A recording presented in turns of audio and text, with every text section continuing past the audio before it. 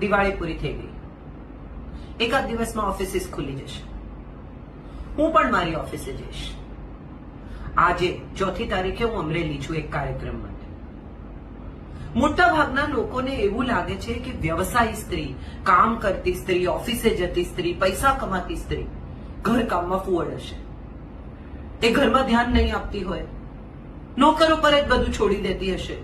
એને ઘરે તો મારા જ રસોઈ કરતા હશે, એને તો કશી ખબર જ નહીં. તમને સાચું કહું, જે સ્ત્રી વ્યવસાય કરે છે, કામ કરે છે, વર્કિંગ વુમન છે, એ પોતાના ઘરમાં ગૃહિણી કરતા પણ કદાચ વધુ ધ્યાન આપતી હોય. એને ગિલ્ટ છે ઘરમાં સમય નહીં આપી શકવાનો. એને ગિલ્ટ છે પોતાના સંતાનો માટે પૂરતો સમય નહીં ફાળવી શકવાનો. અને હું તમને સાચા હૃદયથી આ વાત કહું છું. હવે 2 ઇન્કમ, 2 લોકો ન કમાય તો ઘરમાં એ એશો આરામ, એ સગવડ ઊભા નથી કરી શકાતા. મોંઘી સ્કૂલની ફી છે, જીવન ધોરણ બદલાઈ ગયું છે. અને જો સ્ત્રી ભણેલી હોય અને કામ કરતી હોય, વ્યવસાય કરતી હોય, નોકરી કરતી હોય, તો એમાં ખોટું શું છે? દરેક સફળ સ્ત્રીની પાછળ દરેક વખતે કોઈ કલંકિત ઇતિહાસ નથી હોતો.